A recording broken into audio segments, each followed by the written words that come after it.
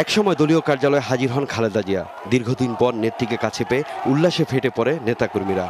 1 বছর ধরে তালাবদ্ধ নয়াপল্টনের কার্যালয় ফিরে পায় প্রাণ।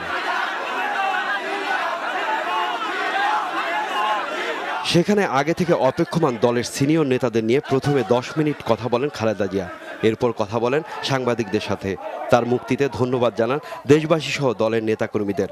দাবি জানান সবার আগে সংসদ নির্বাচনের। আমরা আলাপ আলোচনায় বিশ্বাস করি, সেজন্য আমরা সংলাপ করব। বিএনপি সংলাপ করবে। বিএনপি একটি গণতান্ত্রিক দল, নির্বাচনে যেতে চায় এবং বিএনপি নির্বাচনের মাধ্যমেই ক্ষমতায় এসেছে। কাজেই বিএনপি নির্বাচনে বিশ্বাস করে। নির্বাচনের জন্য যে অনুকূল পরিবেশ দরকার, সুষ্ঠু পরিবেশ দরকার, সেই অনুকূল সুষ্ঠু পরিবেশ তৈরি করার দায়িত্ব সরকারের। উপজেলা নির্বাচন অবশ্যই হবে, জাতীয় নির্বাচনের জন্য দাবি জানাচ্ছি এবং জরুরি অবস্থা প্রত্যাহার করতে হবে। জরুরি অবস্থার মধ্যে নির্বাচন কখনো সুন্দর, সুষ্ঠু এবং গ্রহণযোগ্য নির্বাচন হতে পারে না। তিনি বলেন বিএনপিতে কোনো বিভক্তি নেই। নিজ নিজ অবস্থান থেকে কাজ করতে দলের সবার প্রতি আহ্বান জানান তিনি। যে অবস্থায় আমি বিএনপি দেখেছি, সকলে ঐক্যবদ্ধ রয়েছে। যার যার অবস্থান থেকে সকলকে আমি কাজ করে যেতে বলবো।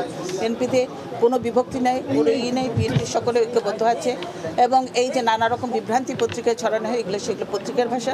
বিএনপিতে ঐক্যবদ্ধ আছে এবং সকলকে নিয়ে আমি সম্মিলিতভাবে সকলকে নিয়ে বিএনপিকে কাজ করব এবং আমরা বিশ্বাস করি আমরা ঐক্যবদ্ধভাবে কাজ করলে জনগণের যে সমর্থন আপনারা দেখেছেন, ইনশাল্লাহ আবারও অবাধ, সুষ্ঠু, নিরপেক্ষ নির্বাচন হলে বিএনপি আবারও ক্ষমতায় আসবে। কথা বলার এক পর্যায়ে তারেক রহমানের প্রসঙ্গ আসতেই কান্নায় ভেঙে পড়েন বেগম জিয়া। জানান সুস্থ না হওয়া পর্যন্ত রাজনীতি থেকে বাইরে থাকবে তারেক। আপনারা জানেন আমি তারেক রহমানকে দেখে এসেছি এমন অবস্থায়। ডাক্তারদের সঙ্গে কথা বলেছি। ডাক্তাররা বলেছে অবিলম্বে তারেক রহমানকে বিদেশে না পাঠালে আমার ছেলেকে সুস্থ করা যাবে না কোনোদিন। সেই জন্য আমি বলছি যে তারেক রহমানকে অবিলম্বে বিদেশে পাঠানো উচিত এবং সেই জন্য ও যেহেতু বিদেশে থাকবে, ও রাজনীতি থেকে দূরে থাকবে। এখন রাজনীতিতে আপাতত একদম বাইরে থাকবে, রাজনীতির বাইরে।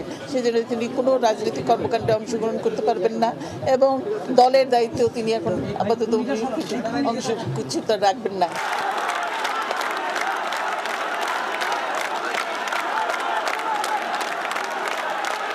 এরপর খালেদা জিয়া দলীয় কার্যালয়ের বারান্দায় এসে হাত নেড়ে শুভেচ্ছা জানান দলীয় নেতাকর্মীদের। পরে রওনা দেন ক্যান্টনমেন্টের বাসার উদ্দেশ্যে।